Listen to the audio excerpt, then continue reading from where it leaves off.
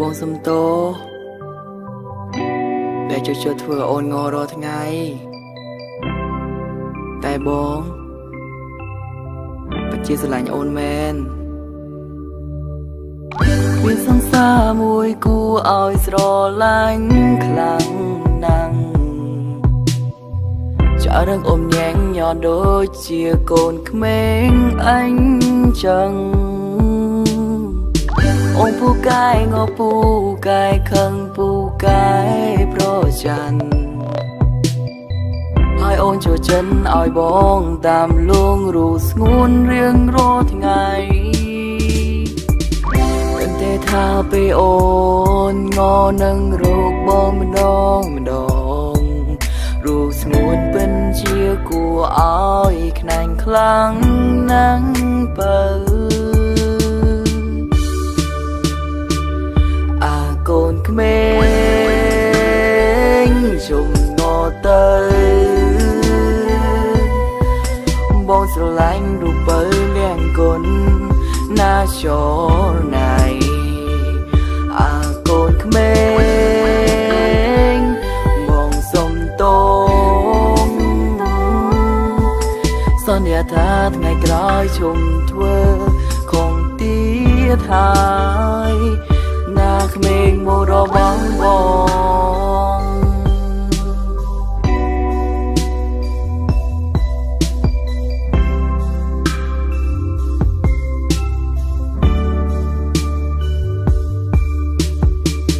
អរគុណអូនដែលតែងតែផ្ដល់ភា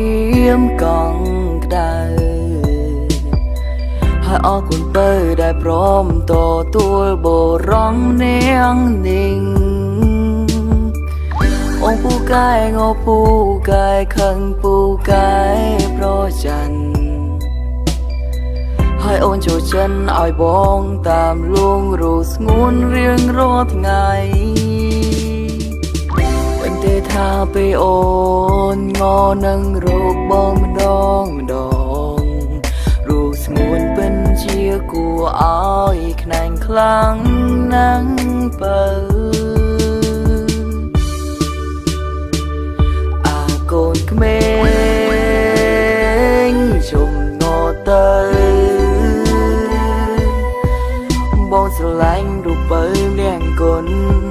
ណាចរណៃកូនក្មេ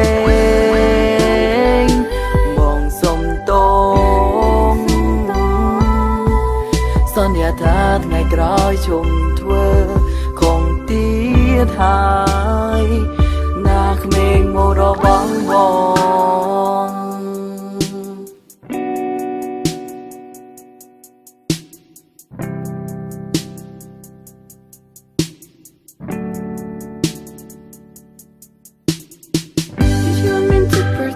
ចិត្តស្រឡាញ់មិនកាត់រលាយសន្យាថានឹងនៅក្បែរមើលថែបងរហូតតែពេលបើពេលនេះគឺជាពេលបិណ្ឌហើយចេញពីចិត្តរបស់អូនចង់នៅក្បែរបងគ្រប់នាទីមើលថែបងរហូតតែសុំទោសផងដែលតែងតែប្រច័ណ្ឌនឹងរូបបងក៏ព្រោះតែអូនមិនចង់បាត់បង់រូបបងឡើយកូនក្មេងជុំងទៅ